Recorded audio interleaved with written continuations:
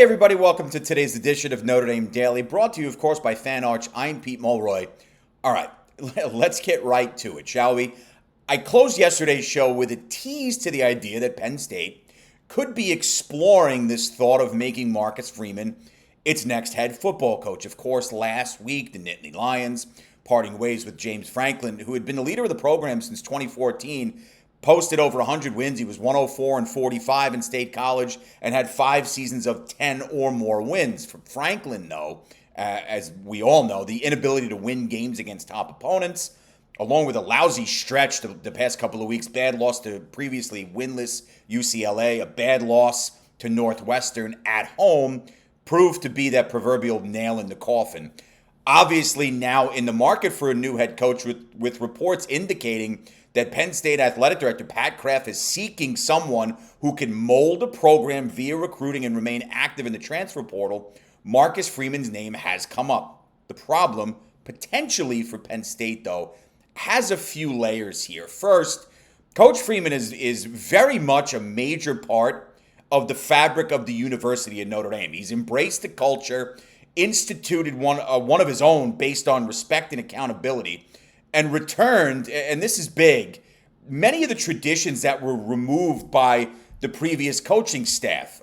Those things are important to a university like Notre Dame, specifically its football program, which is beloved globally. Second, however, from a monetary perspective, Freeman's buyout is exponentially higher than it was when he inked his first contract with the Irish. Terms of Freeman's buyout isn't known with Notre Dame being a private university, but since signing his most recent extension in December of 24, it's believed that figure could be north of $40 million. His current contract also runs through 2030. And with Penn State owing James Franklin a whopping $49 million via his buyout, are Kraft and company in State College really going to be looking to spend another, say, $40 million or so on their next head coach just to get him out of a present contract? Look, is this interesting? Sure. Is it noteworthy? Yes. Anything that should cause Notre Dame Nation concern, including, by the way, Athletic Director Pete Bavacqua, who would absolutely go into the bank and throw the bag to retain Marcus Freeman. In my estimation, no, I don't think this is anything you should be losing sleep over. The more realistic options for Penn State, at least right now, you could throw Indiana head coach Curt Cignetti in there. I know he's in his mid-60s. But the idea of taking his program building skills to a major program might stand out. Former Irish defensive coordinator, now Vandy head man Clark Lay is in there. Nebraska head coach Matt Rule, I've seen his name put in there. Brian Kelly's name was actually put in the mix out there on a couple of different outlets, which is a bit odd to me, but for what it's worth, it's out there. On the whole, and this is something that should be said, it's not surprising that a program like Penn State would be interested in a 39-year-old head coach who has quickly developed into one of the best head coaches in America. Marcus Freeman's success, his genuineness, the way he cares about these kids, and ability to lead young men is attractive to any program, including, by the way, those in the National Football League. For now, I wouldn't be sweating this, not to mention Coach Freeman and company right now are much more concerned with this weekend's massive task in knocking off the rival USC Trojans. It's great to see someone of Marcus Freeman's stature and talent and just the way he presents himself as a man thrown in here. And this is the product of success, right? When you succeed at the highest of levels, it attracts attention. So while this isn't overly surprising, and it makes sense given Freeman's age, his ascension the last couple of years, getting Notre Dame to a natty last year, a national title game, so these things make sense, but is it anything that should be causing absolute concern for the Notre Dame fan base?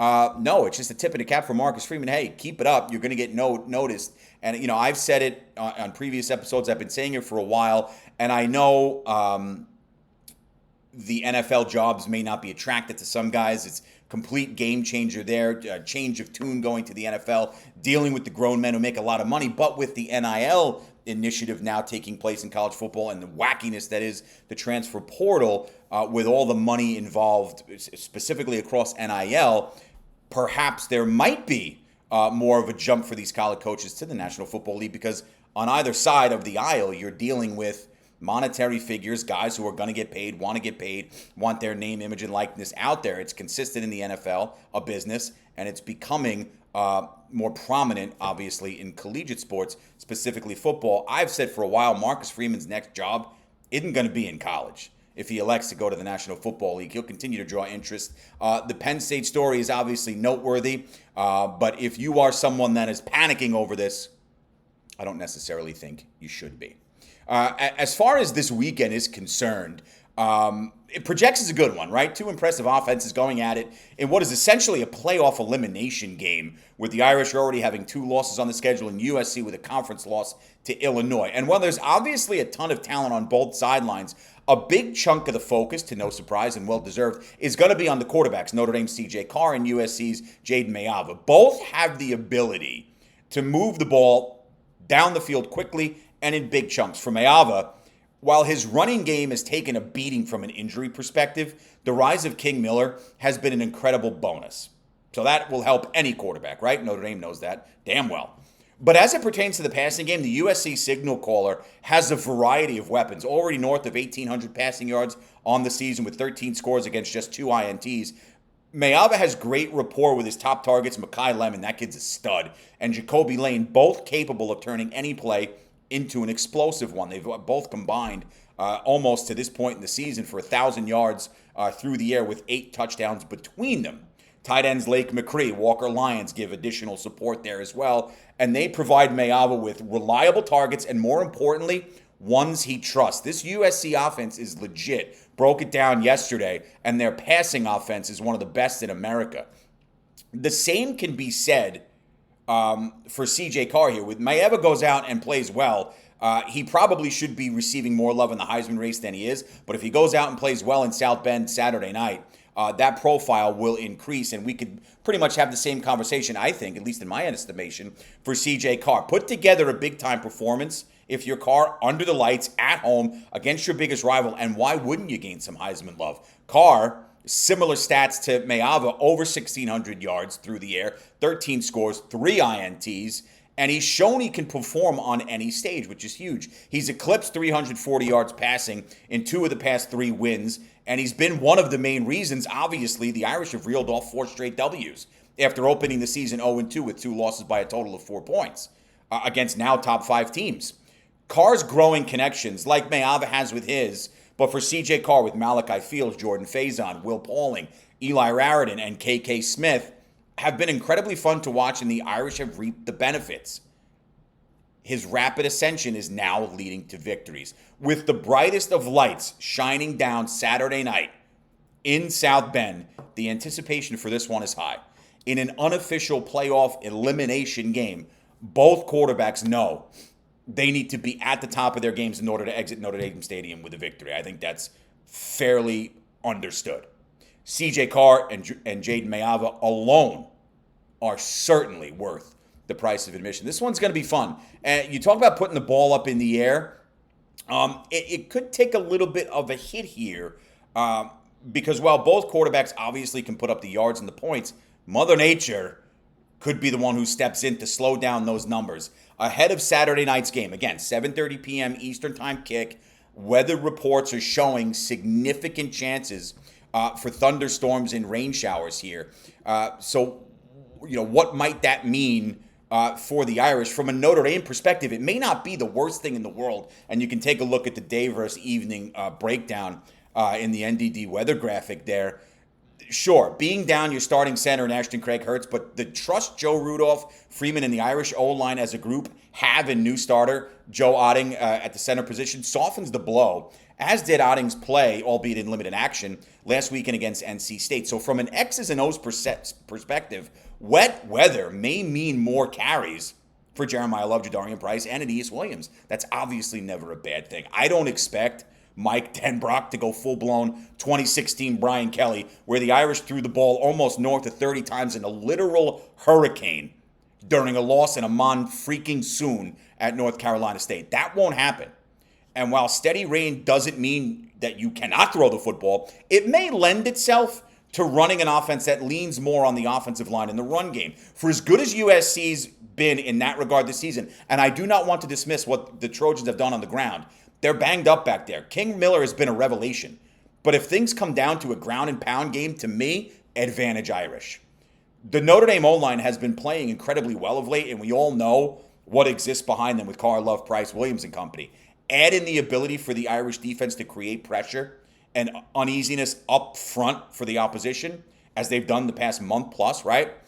And a game in inclement weather may be the perfect forecast for the Golden Domers. So you're looking at a day, it'd be pretty nice during the day with some rain, high of 74 out there in South Bend. It's going to be cloudy, but you're going to get rain during the day. Your concern, especially if you're going to the game, your concern or your attention's focused, if you're a coach and a player here, comes at kickoff. That 7:30 p.m. Eastern time window where the temperature drops about 20 degrees. Rain's going to be likely. By the way, it is going to rain. Thunderstorms are possible. This could go many directions with that crazy South Bend weather. Chance of rain, 80%. So you're going to get storms. You're looking at it. If you're going to the game, you're going to have a blast regardless for Notre Dame USC. But the weather is looking like it's going to play a factor in here. If it comes down to a running type style, as good as USC's been with Miller, they are severely banged up. I know that. The Dalton kid, they want to get him involved. He's a good-looking young freshman. But what Notre Dame has behind an offensive line that even without Craig should be able to push the piles, if you will, protect Carr and open some lanes. I would like the Irish in that regard. Any opportunity you get to limit the ability through the air of a guy like Jaden Mayava, you would certainly take it. Mother Nature could play a big role in that one. And just wrapping up, you probably saw this on various socials. There's going to be noteworthy folks at the game Saturday. One on the recruiting trail has the attention of both Notre Dame and Ohio State. Five-star receiver Jameer Brown, committed to the Buckeyes in November of last year, is expected to take in the sights and sounds of this top 20 battle Saturday night. But look, perhaps it's unfair to get too jacked up about the prospects of flipping the top-ranked player in the state of Ohio. For starters, Brown's family is incredibly close with Marcus Freeman. So another visit, he's been here before, comes as no surprise. Secondly, the top-ranked receiver in the 27 class remains firmly locked into his commitment with Ohio State. The young man is simply taking a visit he's entitled to take, and most importantly, as a young kid, enjoy it. Now, should a change happen moving forward? Sure, that'd be great for us, it'd be great for Notre Dame. For now, it's just another incredibly talented young man visiting a campus he's familiar with, as well as a family friend in Marcus Freeman, all while taking in what should be one heck of a football game. A lot to dissect. We've got into a bunch of it this week. One more show before we eventually get to kickoff Saturday night, October 18th, 7:30 p.m. Notre Dame, number 13, USC, number 20. It's going to be a fun one. We'll wrap it up tomorrow. For now, have a great rest of your day. And as always, go Irish.